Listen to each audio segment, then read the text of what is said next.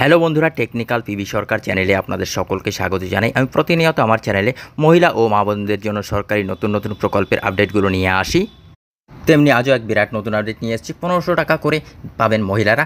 কথা দিয়ে কথা রাখলেন রাজ্য সরকার।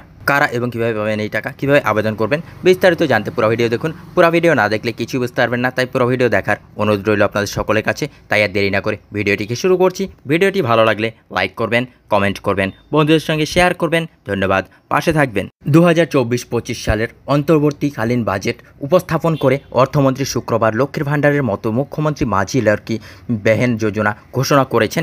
এই প্রকল্পের মাধ্যমে রাজ্যের দরিদ্র মহিলারা সরকারের দেওয়া আর্থিক সহায়তা পাবেন। এর অধীনে রাজ্য সরকার সুবিধাভোগী মহিলাদের অ্যাকাউন্টে প্রতি মাসে 1500 টাকা করে পাঠাবে। তবে এক্ষেত্রে সুবিধাভোগী পরিবারের বার্ষিক আয়ের নতুন শর্ত বেঁধে দেওয়া হয়েছে। সোমবার অর্থাৎ 1 জুলাই থেকে এই স্কিম কার্যকর হয়েছে। কারা এই প্রকল্পের টাকা পাবেন আর কারা পাবেন না? মহিলা সুবিধাভোগীকে মহারাষ্ট্র রাজ্যের বাসিন্দা হতে হবে। দরিদ্রসীমার নিচে 21 থেকে 60 বছর বয়সী সমস্ত মহিলারা, বিধবা, ডিভোর্সি মহিলারা এই প্রকল্পের টাকা পাবেন। এই স্কিমের জন্য আবেদন করার সময় আবেদনকারী মহিলার নিজের ব্যাংক অ্যাকাউন্ট থাকতে হবে। আয়কর প্রদানকারী পরিবারের মহিলারা এই প্রকল্পের টাকা পাবেন না। যে মহিলা পরিবারের সদস্যরা সরকারি পদে কাজ করছেন বা অবসর গ্রহণের পর পেনশন পাচ্ছেন তারাও যোগ্য নন। যে মহিলারা বর্তমানে অন্যান্য সরকারি আর্থিক স্কিম থেকে 1500 টাকার বেশি সুবিধা পাচ্ছেন তারাও এই প্রকল্পের যোগ্য নন।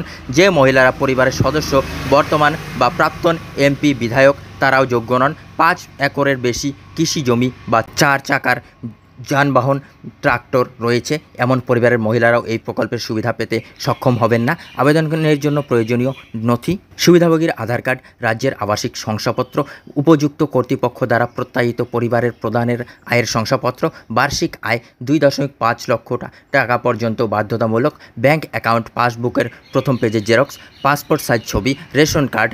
সহায়তার পরিমাণ সরাসরি ডিবিটি এর মাধ্যমে মহিলাদের ব্যাংক অ্যাকাউন্টে স্থানান্তর করা হবে। রাজ্যের প্রায় 1.5 কোটি মহিলা উপকৃত হবে। সুবিধাভোগী মহিলাদের তাদের পরিবারের অর্থনৈতিক অবস্থার ভিত্তিতে নির্বাচন করা হবে। রাজ্যের হলুদ এবং কমলা রেশন কার্ডধারী পরিবারের মহিলাদের এই প্রকল্পের অগ্রাধিকার দেওয়া হবে। প্রসঙ্গত, পশ্চিমবঙ্গ নয়, মহারাষ্ট্র সরকার 28 জুন উপস্থাপিত 2024-25 বাজেটে মহিলাদের জন্য মুখ্যমন্ত্রী লাডলি বেহেন যোজনা ঘোষণা করেছে। মহারাষ্ট্রে এই প্রকল্পের নাম দেওয়া হয়েছে মুখ্যমন্ত্রী মাঝি লাডলি বেহেন স্কিম, যার অধীনে 21 থেকে 60 বছর বয়সী মহিলাদের মাসিক 1500 টাকা ভাতা দেওয়া হবে। বন্ধুরা, এই ছিল আজকের আপডেট।